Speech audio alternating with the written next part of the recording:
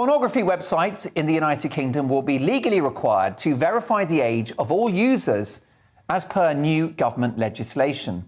It's all part of the online safety bill, and all websites will be required to put robust checks in place to ensure that users are 18 or over.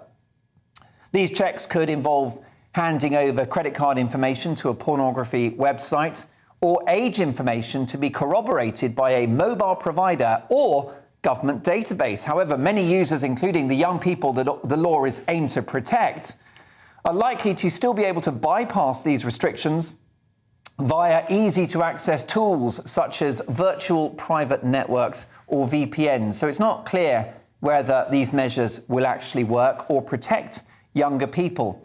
But it raises a wider philosophical question about whether we should try at all to tackle pornography and its public consumption. Is pornography harmless entertainment or a profound social ill? The ultimate question which we're going to seek an answer to tonight is as follows. Is pornography morally wrong? To debate this, I'm delighted to welcome a porn star in her own right, a very talented adult movie actress, Brooklyn Blue, and consultant lawyer to the Christian Legal Centre, Michael Phillips, who has concerns about the industry. Wonderful to have both of you on the show. Brooklyn, if I could start with you, do you think that pornography is morally wrong? Of course not. I mean, morals are morals. Everyone who works in the industry, they still have their morals to be a good person. And it's like saying anything. I mean, like I've always said, porn is fantasy. It's not real, and it is completely made up. We're actors. We go on set, and we have scripts, and it's acting.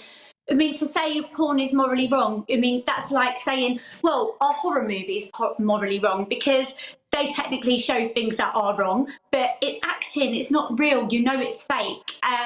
So I don't think it is morally wrong. I think it's all about knowing it's not real and an education side of it.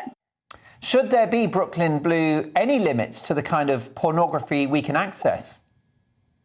I mean, there are limits in the UK. There is porn that's illegal. There is porn that is not illegal. There's certain things in our industry that we're not allowed to do, certain positions, certain other things we're not allowed to do because it is illegal. So there are restrictions on it. It's more the amateur side where that kind of thing gets out. In our industry, the professional side, we do actually have restrictions on things. There are a lot of laws we have to abide by in order to be able to make our films legal. Would you like to see any further restrictions on the way that we access pornography, Brooklyn? Do you think there could be other safety measures like the one I've just mentioned in the online safety bill, getting users to prove their age? I mean, this has been spoken about for years in the industry. It's always been known that this age verification was going to come in at some point. It was just a matter of time of when it happened. And I've always said it should be there. It should be there to protect us. It should be there to protect the vulnerable people who it is protecting. And we have nothing against that. In any website, but it's got to be the free websites and the paid websites. It's got to be everything. And I totally agree that there should be age verification. We all do in the industry to keep it safe. But it also, there does need to be an education side to it. People need to understand what they're seeing. It isn't real. I mean, we go into it's a job to us. We go into work, we do our scenes. But most of us are married women in real life, you know, and we have our moral real life. It's our work life and our real life. I mean, when you say it's not real, any pornography that I've seen entirely by accident, because I've been looking for Marks and Spencer or Tesco, it looks pretty real from where I'm standing. I mean, we're very good actors. We win awards. So, I mean, if you know, the amateur side, I can't comment on that. I'm not on the amateur side, but the stuff I perform in, we are very good at what we do. That's why we do what we do, and that's why we get paid what we do for it, and why we win awards from it. We are actors at the end of the day. Our job is to make it look amazing and to make this whole thing look real so that people enjoy it. It's like a Hollywood film, you know. They make it look very real, but it's not real. You've got to understand that, and that's what it is. In case you're wondering, I eventually found Marks and Spencer's and I did buy those socks. Michael Phillips, is pornography morally wrong? I'm afraid to say it is. As a Christian, what we believe is that sexual intercourse is something which is wonderful, something which is created by God. We're made in God's image, and it is something to be enjoyed.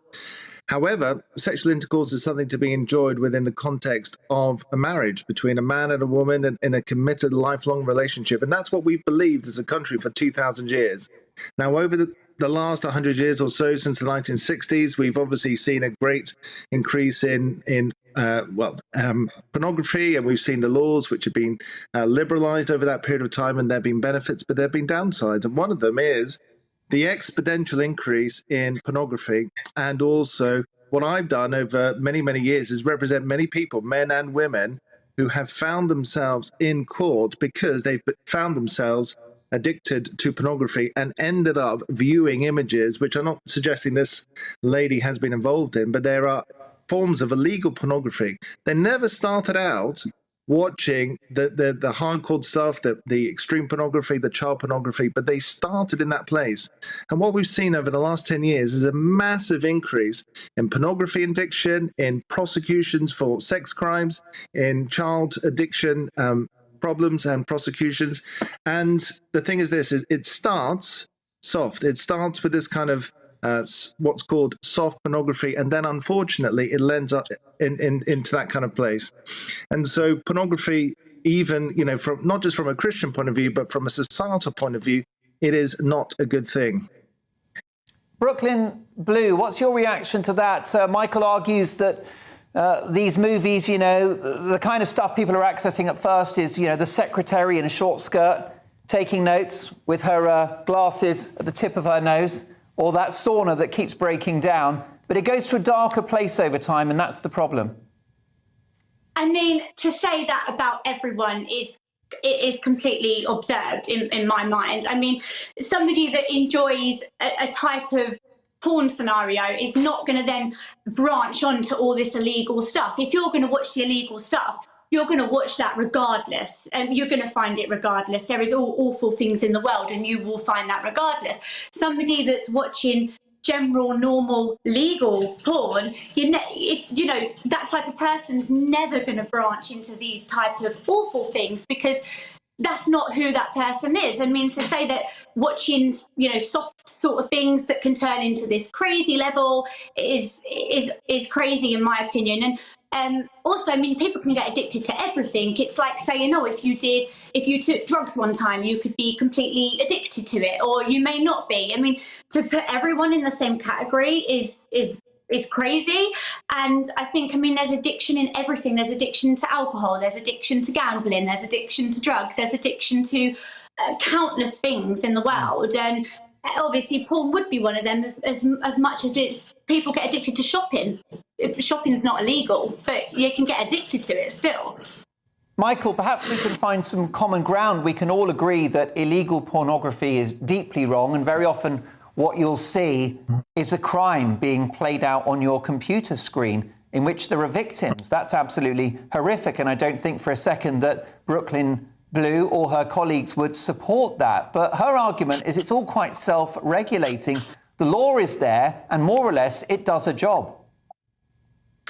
Well, she should come along and meet some of the people that I end up representing. They are the most normal people in the world who have found themselves going this direction. And put it this way, I was in front of a judge not that long ago, and she said, listen, these days, when I pull out my book on Sentencing Council Guidelines on sexual offences, it always falls open on one page. And that page is in relation to illegal images concerning children, child pornography, because it is becoming such an epidemic in this country. And when I started this job 10, 15 years ago, I didn't represent anybody up for this kind of stuff. But now we are seeing this tsunami on prosecutions. And that's just the tip of the iceberg. Those are just the people that they actually catch.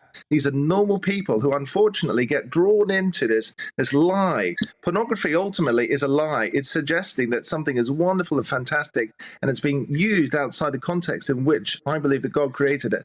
And irrespective of what your beliefs are, there are scientific studies out there which say unequivocally porn, even in moderate amounts, affects relationships. It affects your brain, your cognitive function. And that's what the science says as well. Porn, even in moderate amounts, even social consumption, putting it that way, is a bad thing. Pornography, even in small amounts, is a bad thing. Well, Michael, again, we can agree. I mean, child pornography, that's the definition of pure evil. But to conflate someone, you know, popping one out over some sort of saucy movie on the internet to child abuse, that's a leap, isn't it? I mean, let's be honest, you are a Christian yourself, for which I have the greatest respect. Pornography probably predates the Bible. Well, in fact, what I'd say is this, is that is where it all started off. Adam and Eve were in the garden and they were naked. But when they sinned and fell away from God, that's when God gave them a covering. And that there is that symbol of our separation from God. And God has placed that because, unfortunately, we are fallen individuals. And so, yeah, there's prostitution, even in the Old Testament. You know, that's really what it is. It's a form of prostitution. It's a form of exploiting individuals. And people can say that they feel empowered. People can say that they enjoy it and so on. But ultimately, there are many people who've come out of the porn industry and become Christians. And they've said, listen, this was an industry of absolute, exploitation, you know, and when we became a Christian, we saw that, in fact, that our lives have been made so much better now that we are in a monogamous relationship, and sex is something which is preserved between a man and a woman, because that's the way it's meant to be. It's meant to be enjoyed. It's meant to be a wonderful thing, but in that context. And that's what I would say is the reason why it's not a good thing. Briefly, Michael, what about lonely men and women for whom pornography is an outlet? And also, what about the idea, the very Christian idea, that perhaps accessing legal adult entertainment is a way for a man or a woman to continue to be faithful to his partner or her partner and not have an affair? I think it's just an absolute lie. I mean, the people that I've spoken to, and I've spoken to thousands of people over the years who I've represented in my line of work, have told me that it always goes in the wrong direction. It starts off in that way. And there was a similar argument in relation to child pornography. When it first became prevalent, in fact, we saw the offences against children decrease for a short period of time. But then it went on the increase. Unfortunately, pornography, what it does is that it is a lie which titillates something within us, and then as a result of that, it sends us down a pathway which, in the end, very often leads to very, very dark places. And this is ordinary people, normal people, never been in trouble in their lives, end up in this situation. And unfortunately, that's what pornography does. Well, clearly, that I'm not going to challenge the veracity of your claims. I take your word for it, Michael, that this has happened, and if that happens, it's abhorrent. But it's a bit like saying that someone that goes down to their local Wetherspoons for a pint is going to be shooting up by the end of the evening. But I'm going to bring my panel in on this. But your brief reaction to what has just been said there, Brooklyn Blue?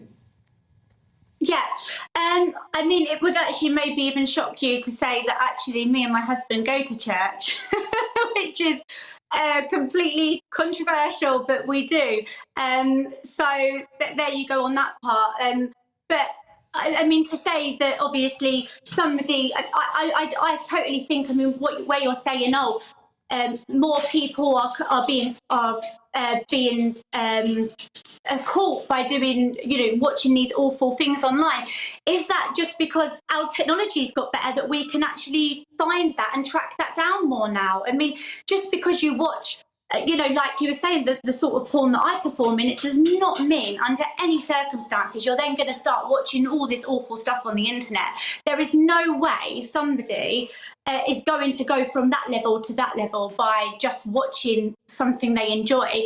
Somebody that's watching that kind of thing is always going to be that type of person, and they would find that regardless. But to say that normal porn make somebody go into that, I mean, it's exactly like saying somebody that, you're going to become addicted to anything and go down the route of becoming an addict. Maybe you should go to your local magistrate's court. Can I suggest that you go down to your local magistrate's court or your local crown court and see how many people these days are being prosecuted for these kinds of offences? It is unheard of, the numbers of people who are now in this kind of situation, and see the brutal reality of marriages being broken up as a result of pornography addiction. It's just, it is having a devastating impact on this country. OK, well, let's bring my fantastic panel in on this conversation. Rebecca Jane, you're a lawyer. What's your view? I'm not sure whether regular pornography is a gateway to darker stuff or whether the kind of criminal acts that are happening online are separate and to do with the internet itself. Yes, and so, Michael, unfortunately, you've knocked me absolutely sick with your judgmental attitude and on your high horse. And this is exactly why I now have issues with religion, because you're ramming your opinion down people's throats and telling people what is absolutely right and correct. So here's what I'll tell you. I've spent quite a lot of time in magistrates' courts as defending people with, obviously, criminal behaviours. And yes, you are absolutely correct. We do have an epidemic with sexual abuse. So what I will say is that it's attitudes like yours that hid this type of behaviour 15 years ago, 20 years ago. Like when you said, when you started, these cases didn't come around. No, because unfortunately, sex, pornography and all the rest of it was so completely hidden that people weren't talking out about it. We now have an epidemic because people are ready to come forward and to talk about it. It's always been an epidemic. You think that this is new, you are absolutely and utterly incorrect. All power to you, Brooklyn. Crack on with what you do. You are absolutely 100% correct that just because somebody accesses porn here, there or whenever, they are not then going to go into a life of crime because of it. If they are going to do that, they're going to do it regardless. And the first thing that it starts with is the judgmental attitude that we've had from you, Michael. So thank you very much. Now, Michael, I'll give you the right to reply shortly. Emma Webb, what's your view about pornography? Is it morally wrong? Yeah, I think it is. I think just because something is legal doesn't make it moral. I actually agree. I think that sex is something that is supposed to be sacred. And so in that sense, I think actually the comparison of pornography to a horror film, the more appropriate comparison would be pornography to a snuff film, because the actual action is still the same. So I think if you believe that sex is something that is sacred, or if you have a Christian or from another religion, a religious perspective on this, then you would have to say that, yes, pornography is immoral in the action itself and also possibly in the consequences of that action or in the consuming of that pornography. And so my view is that just because something is legal, it doesn't necessarily make it moral. Do you not see pornography as a potential outlet, Emma, for those who are sexually frustrated, not in a relationship? Perhaps it might even stop men committing sexual crimes. It may be an outlet, but I don't think it's a healthy one. Right. Yeah. What do you think about this, Ingrid? You're a bit Scandinavian, so you're probably quite open-minded, I'm guessing. Well, I'm Norwegian. The Swedes are very open-minded. The Norwegians aren't quite so. Do you know, the more, Michael, I'm sorry to say this, the more you said, the more I turned against you. I was really sitting on the fence, which I don't normally do, because there is a point at which I just think you go too far. I'm not against pornography per se, certainly not soft porn. It's the top shelf magazines and things like that. I don't think there's any problem with that at all. If it doesn't offend others and offend your family, perhaps, and if it doesn't cause problems, like, excessive drinking and drugs and all the rest of it can cause adverse effects. If this doesn't do that, but actually can enhance a marriage, can bring something into a relationship that's perhaps lacking, or teaching in a way, I see absolutely nothing wrong with that at all. But I think, Michael, you went too far. And I started, there were little things I wasn't too sure about. The only thing, actually, I will criticise Brooklyn with what you were saying. It's fantasy, not reality. But the thing is, it looks so real. And I know that you're comparing it to, all these violence on TV and everything. But that is very clear that it's not true. But it still is a bit mind-altering. But there's nothing on these porn sites, not that I know, but assuming there are. Honestly, I will be honest with you girls, really, all of you. So I'm presuming that there isn't anything that says this is all, clever acting. OK. So, yeah, I just, that's the only thing that I'm against. And I just think, going back to, just very quickly, if I could just to say this, that the biggest problem with the children was in the Catholic Church, and that was all hushed up. And so I think you've got to be very careful where you tread, in my opinion, because I didn't like that one little bit. Well, Michael, Phillips, divergent opinions, some supportive of your position, others not. What are your final thoughts on this?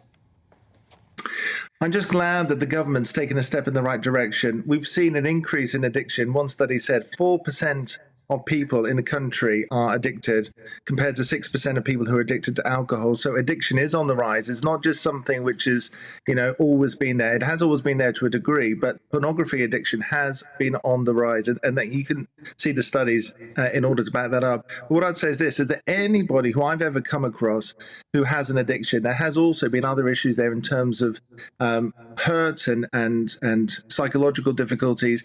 And in order to address those problems, what I would say to that person or anybody who's struggling with addiction is go and get help from a professional. And that is the right way to deal with this issue. Rather than go and consume pornography, more pornography, I would say go and get help from somebody, because there is help which is out there.